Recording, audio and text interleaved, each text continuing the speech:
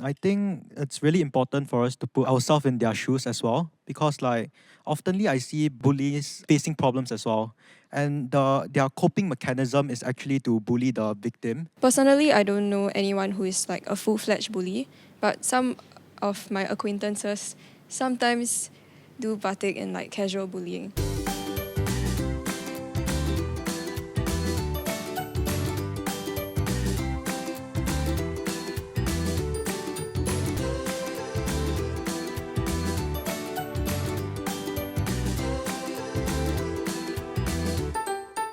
Welcome to episode 3 of Together, ASharedConcern.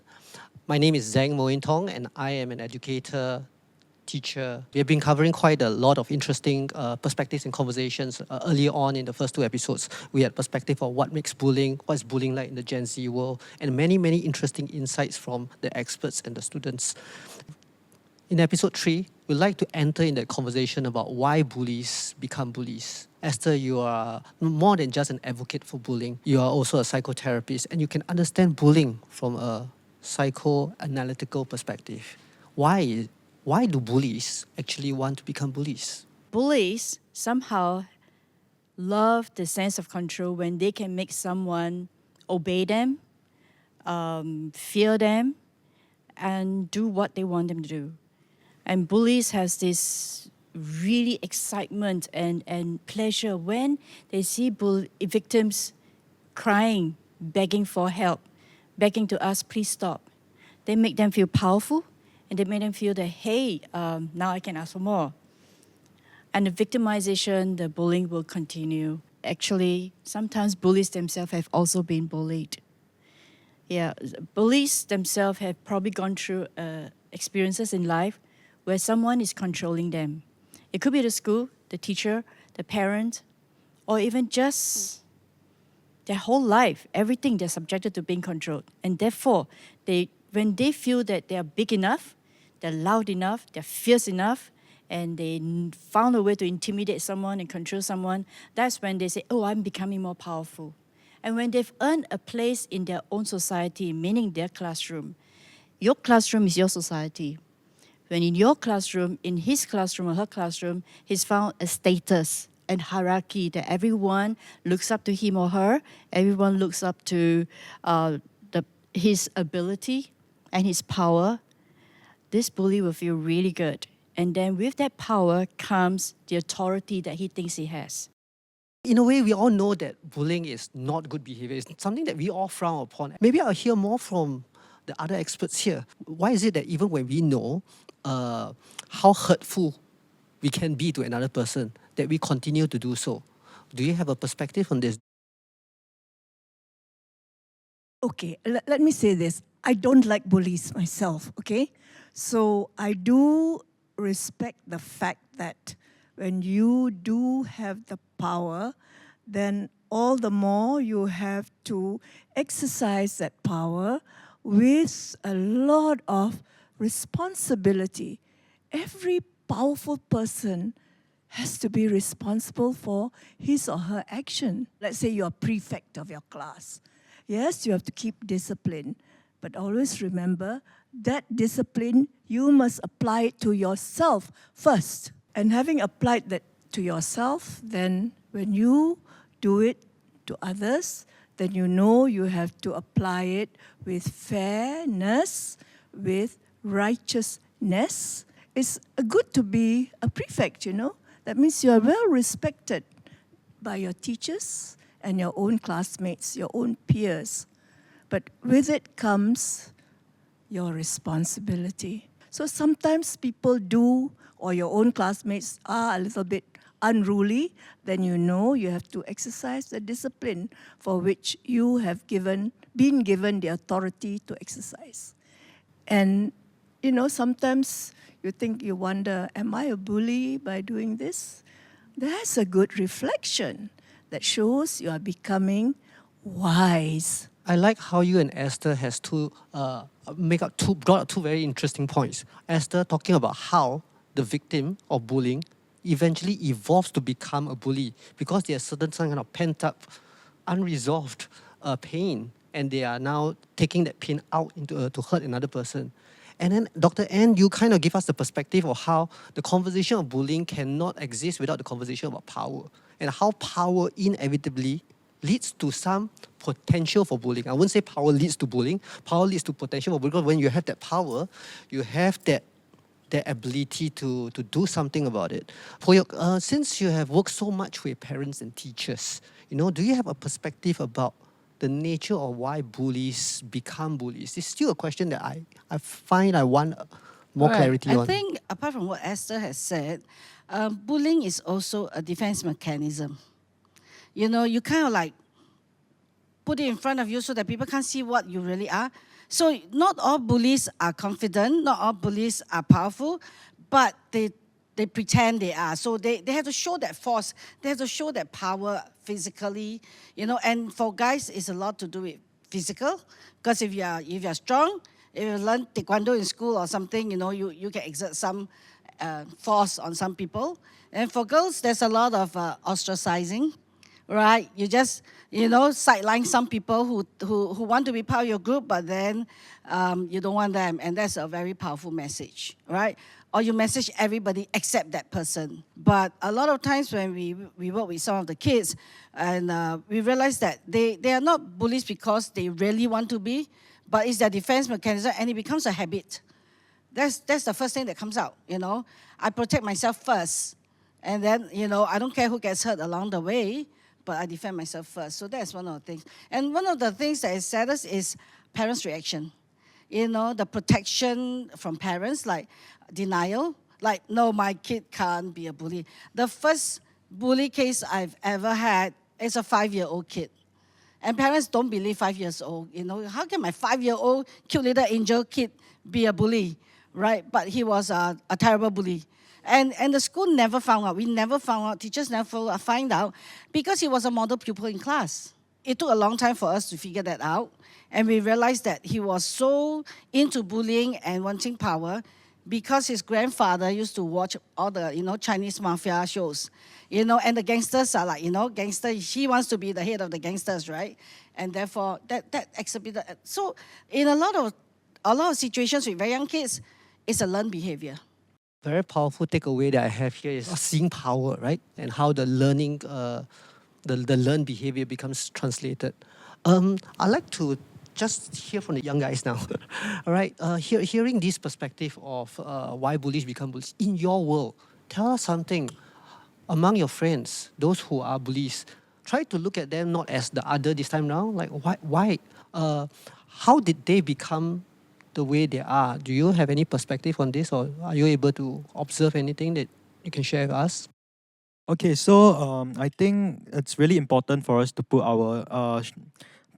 ourselves in their shoes as well, because like oftenly I see bullies actually facing problems as well, and their coping mechanism is actually to bully the victim, and then to overcome their situation they are going through.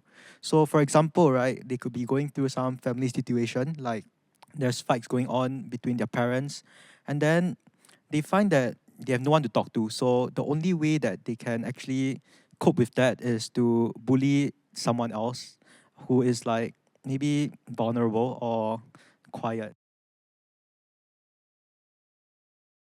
I also think that for certain people who bully others, it also depends on how they are as people and how they have this idea of treating people and whether they think it's right. Because personally, I don't know anyone who is like a full-fledged bully, but some of my acquaintances sometimes do partake in like casual bullying. And I think it's how they see how they themselves treat other people as something that's all right. That's why even though to them it comes off as, oh, I'm just joking and teasing you, but actually it's a form of bullying. It's just less obvious. Yeah. And so now I guess like a question I want to throw back to the experts is, do you think that bullying is like a nature versus nurture kind of problem? Because I think there's a lot of things that come into play in what forms a bully. I can give a quick answer for this. I always see it as nurture. So power is not something that's inborn into us. I mean, genetically, if you look at how structures work, even through different species of animals, you look at how power structures work. It's not about which is genetically superior and whether the one with power comes into power because they are genetically in that space. It's very much learned behaviors. So the concept of power actually is no kids know power if they do not experience what power looks like.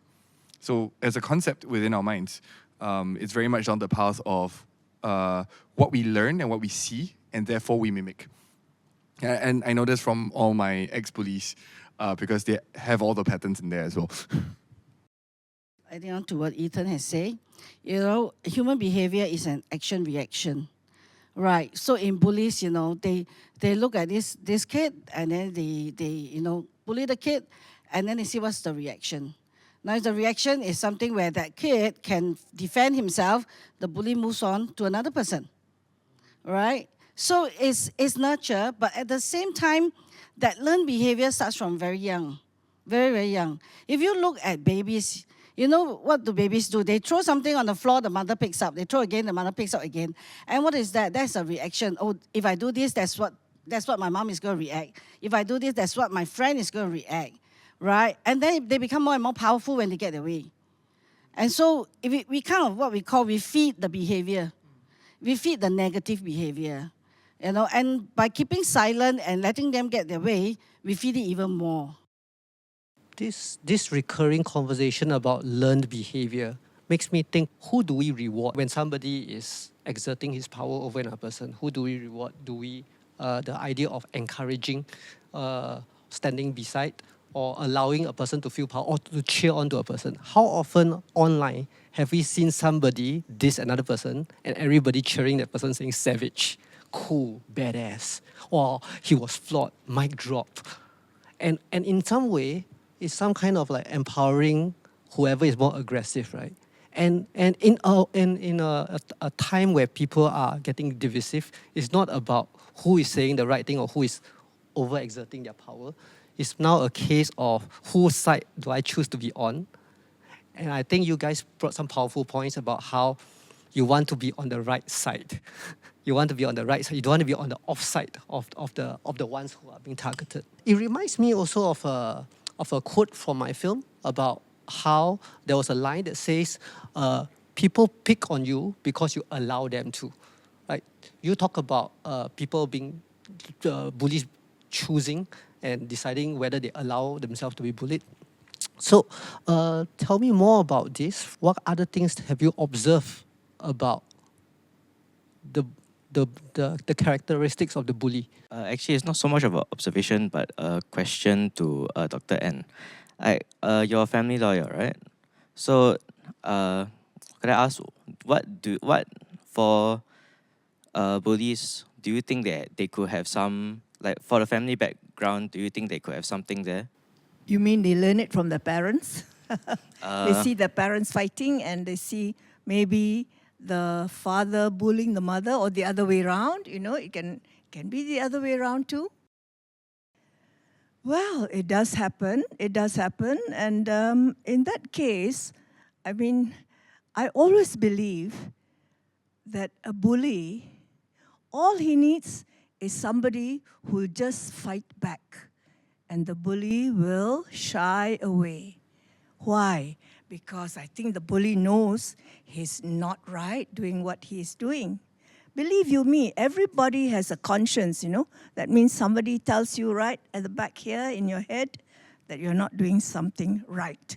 So the answer is, I do believe that in family violence, if you really want to go back into the history of the family violence, you might find that the person who is committing the violence had been quite a bully in his earlier years or her earlier years and got away with it.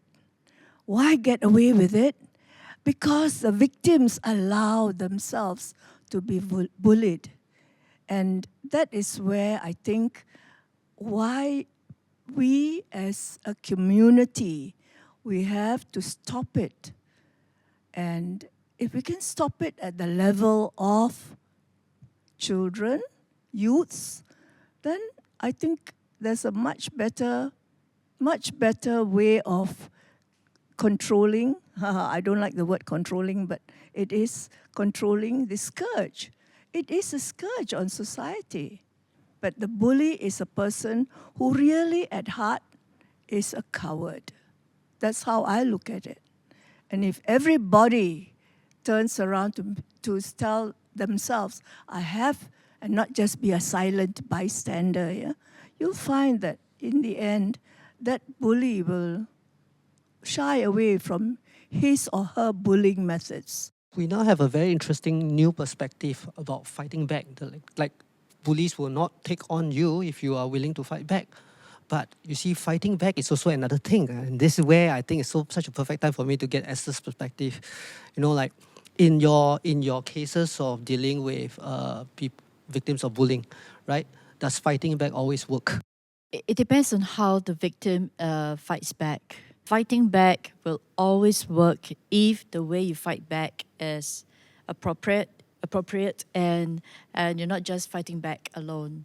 I'm not saying get a group of people and gang up and bully the bully back. I'm not talking about that. But rather addressing it as a shared concern. Meaning to say to let you know what more than one person is agreeing with me that what you did to me, what you've been doing to me is not right. More than 1, 2, 3, 4, and the people get together and say, look, this behavior has to stop. And this is what happens sometimes in a court of law when they do mediation. I'm not a mediator in a courtroom, but I do understand that in mediation, they try to get both parties to agree that, hey, this has to stop. We need to come to an agreement. But here it is. This agreement that we want to have has to be a very fair one. The victim suffered. The victim was shamed, whether online or whether in class. The bully has to make effort to rectify that. That is what we call rectification, making right what went wrong. A lot of very interesting perspectives today from many different angles. And I think these kind of conversations are better because it allows us to see the complexity of the bullying problem. There is the fighting back way, there's the understanding or the awareness of power way, there's the awareness of learned behavior from parents, learned behavior from friends, and the rewarding behavior.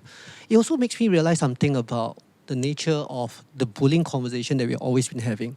It's very easy for us to talk about bullying always from the perspective of the victim. I am bullied, he is bullying me, the bully is them. Or my friend is bullied, the bully is them. Somebody is bullying my friend. And it's easier to have this conversation about this because now how? How do we continue a conversation like this? It's always about what can we do to help my friend? What can we do to help me? Guys, help me. I'm being bullied. So now it becomes we find more friends and we'll see how to speak back. And this becomes a very, very complicated problem because now we could now, because we have more friends, become the bully. When we start talking about bullying, sometimes is it important for us to consider that we have that power to bully as well? That we in our positions of fighting bullying can also exhibit bullying behavior that really puts young people at a distress. Do you young people have a perspective on this? I think that in the process of trying to get help for either one, like yourself or a friend, we tend to might have thoughts of like quote unquote getting revenge, and in that way it might turn into another phase of bullying, and it might become a cycle that's really hard to break out of because it's like two sides fighting a war that honestly no one's in the right of. And in that sense, I think we have to really realize that where we want to fight and really get justice for the victim, at the same time we need to know that there's a line that we cannot cross, because once we cross that line, we don't just become the victim, we also become a bully. Just to add on to what Ting Ting said, I think it's just very important to remember that while it is very painful for the victim, there might be the other side of the bullies as well, so we need to understand both sides. And we cannot always think that bullies are like the bad people, because in the end, they might also be facing their own problems. So I think it's also something that we must remember and keep in mind even as we continue having conversations on bullying and try to curb this spread of bullying. Comes back to the theme, isn't it? The theme of shared concern and how awareness of self, awareness of others, and awareness of victims and bullying. I would like to take a moment to thank everyone for all your wonderful insights. I think today we covered quite a lot of interesting perspectives, how bullies themselves struggle, and how bullying becomes it's actually a learned behavior. We learn from people above us, people who reward us for bullying or exertions of power, and how the conversation of bullying cannot exist without the conversation about power. How with power we need to have some kind of awareness, and the awareness of the power that we have comes with some kind of a responsibility, in some way a shared responsibility. So bullying is not just a case of he's the bully, I'm the bully, you are the bully, but a kind of like a shared concern, a shared problem that all of us need to look into. With that, we come to the end of episode 3. With episode 4, we'll talk about what do we do and what we can do.